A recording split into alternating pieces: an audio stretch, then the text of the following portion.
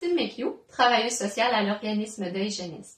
Je suis là pour vous parler des rites funéraires qui sont actuellement annulés ou reportés dans le contexte de la COVID-19. Donc, les rites funéraires sont très importants lorsqu'on est en deuil, puisqu'ils servent à rendre la mort beaucoup plus tangible, à se rassembler, à rendre hommage à une personne qu'on aime.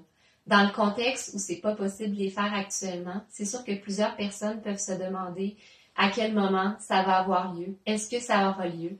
Donc, beaucoup de gens sont dans l'incertitude à propos de ça. En ce moment, ce qu'on peut vous suggérer, on sait que c'est pas facile de vivre cette attente-là.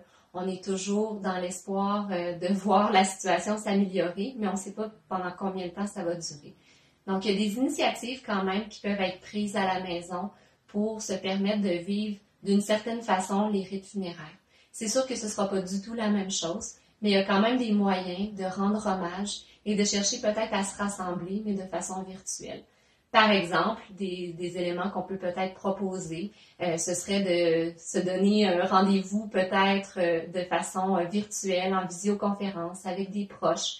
Peut-être même que chacun puisse composer un petit hommage à la personne pour faire ça ensemble, à distance, dans nos maisons.